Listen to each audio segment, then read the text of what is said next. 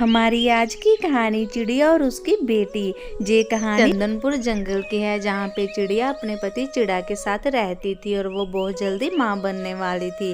तो एक दिन चिड़ा गौरी के पास जाता है। तुमने अपने पत्नी को बता तो दिया है ना, उसके अंडे से बेटा ही निकलना चाहिए। हाँ गौरी, इच्छा तो मेरी भी यही है, पर मैं डर रहा हूँ। मैं क्या करूँ? अगर उसके अंडे से बेटी निकली तो मैं क्या करूँगा? तुम लूसी की बेटी को देखो, कैसे उसने अपनी बेटी को पाल पोस के बड़ा किया था, और वो उसकी बेटी कमीनी निकली, वो किसी पक्षी के साथ भाग गई। और तुम बुलबुल की बेटी को भूल गए हो, उसकी तो शादी नहीं हो रही है अभी तक, और वो कैसे फ्री में बैठी है अपने घर पे खा रही है। तुमने तो मुझे डरा ही दिया है। अगर मेरे अंडे से बेटी निकली तो मैं क्या ही करूँगा? ले, इसमें कौन सी डरने की बात है? मैं बैठी हूँ ना जहाँ पे, उसका उपाय भी मैं तुम्हें बता दूंगी, तुम फिक्र मत करो। ये सारी बातें करके चिड़ा वहाँ से चला जाता है। पर उसकी जो पड़ोसन गौरी थी वो बहुत ही कमीनी थी। वो हर किसी के घर में ऐसे ही आग लगाती रहती थी, और इस बार उसके हाथ में मानो चिड़ा आ गया। अरे आप घर आ गए, मैं आपका कब से इंतजार कर रही थी। देखो हमारे घर कौन आया। किसका बच्चा है जी? अंडे से बच्चा निकल आया क्या? हाँ, इस बार हमारे घर में देखो नन्ही परी आई है, और बहुत ही सुंदर परी आई है इस बार। मानो चिड़ा का दिमाग तो पहले ही गौरी कौवी ने खराब कर दिया था, और वो ये बात सुनकर बहुत उदास हो जाता है। अगर बेटा होता तो कितना अच्छा होता ना हमारे घर पे। आप भी ऐसी बातें कर सकते हैं, मैंने तो कभी सपने में भी नहीं सोचा था। लड़का और लड़की में कोई फर्क नहीं होता, आजकल सारे एक समान ही होते हैं। अच्छा, मुझे मत सिखाओ, चलो मुझे अब सोने दो। और मानो चिड़ा दूसरी तरफ मुंह करके सो जाता है। मम्मा मम्मा, क्या हुआ? पापा मुझसे गुस्सा है क्या? उन्होंने तो मुझसे कोई बात ही नहीं की। नहीं मेरी रानो लाडो, तुम ऐसा क्यों सोच रही हो? तुम्हारे पापा थके हुए हैं, इसलिए वो गुस्से में हैं। वो तुमसे बहुत प्यार करते हैं। मानो चिड़े का मूड बहुत ऑफ था, और वो फिर से चिड़िया और उसकी बेटी पे गुस्सा कर देता है। ऐसे सुनकर चिड़िया और उसकी बेटी निराश होकर सो जाते हैं। और फिर दूसरे दिन मानो चिड़ा गौरी से मिलने जाता है। गौरी, बेटी निकली है हमारे अंडे से। मैं नहीं चाहता था कि बेटी निकले।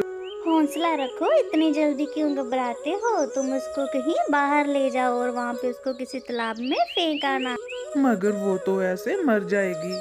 मारना ही तो है तुम्हें उसको। अगर तुम उसको मारोगे नहीं तो पूरी जिंदगी उसको कैसे दाना दे दे के पालोगे? तुम्हें पता है आजकल की लड़कियां कैसी होती है। तुम उसको मार दोगे तो अभी ही अच्छा रहेगा तुम्हारे लिए और तुम्हारी पत्नी के लिए भी। मानो चिड़ा इस चीज के बारे में सोचने लगता है, और फिर वहाँ से अपने घर चला जाता है। रानो चिड़िया, मैं दूसरे जंगल जा रहा हूँ और मैं अपनी गुड़िया को साथ ले जाता हूँ। ये भी मेरे साथ घूम आएगी और बहुत ज्यादा खुश भी हो जाएगी। मुझे पता ही था कि आप अपनी बेटी से प्यार करने लगेंगे और उसके साथ बहुत अच्छे से रहेंगे। मैं अभी अपनी बेटी को तैयार कर देती हूँ। फिर रानो चिड़िया अपनी बेटी को तैयार कर देती है और उसको एक टोकरी में रखकर पापा से कहती है, जी लीजिए, मैंने इसको तैयार कर दिया है। अब आप इसका अच्छे से ध्यान रखना, मुझे मेरी बेटी बहुत ज्यादा प्यारी है। इसके बाद मानो चिड़ा अपनी बेटी को साथ लेके घर से निकल जाता है, और वो रास्ते में सोचता है कि अपनी बेटी को कैसे खत्म करे। रास्ते में मानो चिड़ा एक नदी पे जाता है। गुड़िया, क्या तुम सुनहरी मछली देखना चाहती हो? इस नदी में सुनहरी मछली रहती है। हाँ पापा, मैं भी सुनहरी मछली देखना चाहती हूँ। और मानो चिड़ा अपनी बेटी की टोकरी नदी में फेंक देता है। सुनो बेटी, सुनहरी मछली देखकर बाहर निकल आना।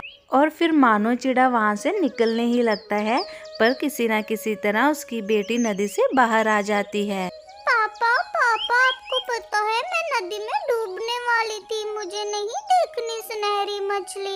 आप मुझे जल्दी से जहाँ से ले जाए, मुझे नहीं रहना जहाँ पे।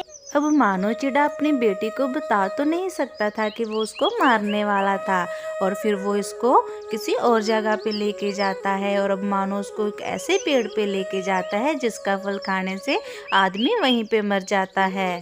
मेरी प्यारी बेटी, मैं दाना लेके आता हूँ, तब तक तुम इस पेड़ का मीठे मीठे फल खाओ और खूब आनंद उठाओ।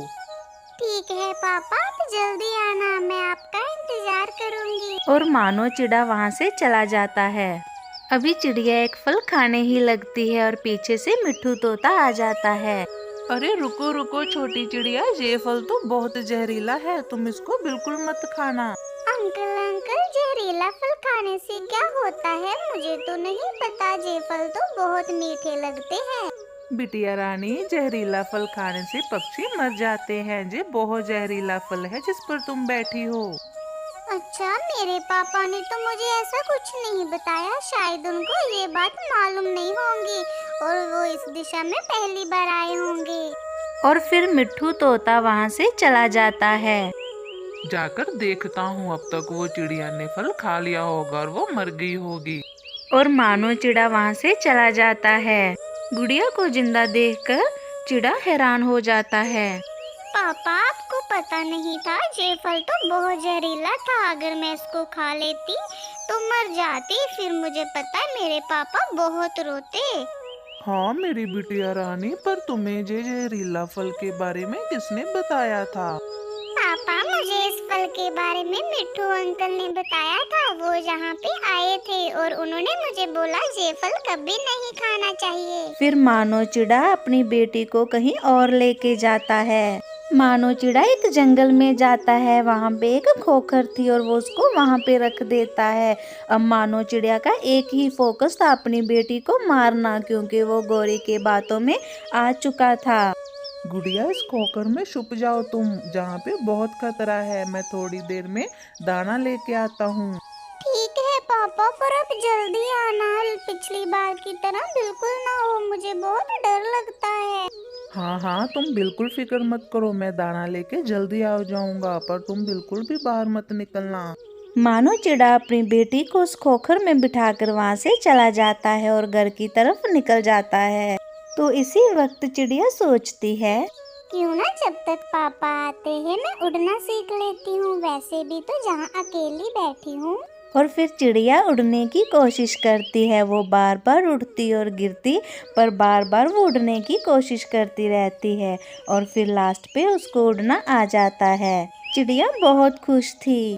जब मेरे पापा आएंगे तो मुझे उड़ता हुआ देखकर बहुत खुश हो जाएंगे। मानो चिड़ा अभी घर ही जा रहा था, पर उसको जमीन पे कुछ दाने दिखते हैं और वो उनको लेने के लिए चला जाता है। अरे वाह, इतना सारा दाना, मैं इसको उठा के ले जाता हूँ और फिर मुझे 2-3 दिन के लिए और दाना भी लाने की जरूरत नहीं पड़ेगी। जैसे ही मानो चिड़ा दाना लेने लगता है, उसके पाँव में एक फंदा आ जाता है और वो फंदा लोहे का होता है, जिसे वो अपने हाथों से निकाल भी नहीं सकता। बचाओ बचाओ, मुझे कोई बचाओ, मेरे बहुत दर्द हो रहा है, मुझे कोई बचाओ, कोई है जहाँ पे? पापा तो अभी तक आए नहीं है, मैं पापा के पीछे जाके उनको सरप्राइज देती हूँ और उनको पता चल जाएगा कि मुझे उड़ना आता है। अब गुड़िया वहाँ से थोड़ा और आगे बढ़ती है और उसको अपने पापा की आवाज़ सुनाई देती है। बचाओ, मुझे कोई बचाओ, कोई है जहाँ पे, मुझे कोई बचाओ। और गुड़िया रानी आवाज़ की दिशा की तरफ चल पड़ती है और अपने पापा को फंदे में फंसा हुआ देखकर रोने लगती है। मेरे पापा को किसने फंदे में फंसाया है, मैं उसको छोड़ूंगी नहीं। और फिर गुड़िया चिड़िया अपने पापा के पास जाती है और चिड़िया को उड़ते हुए देखकर चिड़ा हैरान रह जाता है। गुड़िया रानी, मुझे बचाओ, मुझे अब तुम ही बचा सकती हो। पापा फिक्र मत करो, मैं अभी किसी बड़े पक्षी को बुला के लेके आती हूँ, वो आपकी मदद जरूर करेंगे। फिर गुड़िया रानी वहाँ से चली जाती है और वो जंगल में एक कबूतर से मिलती है।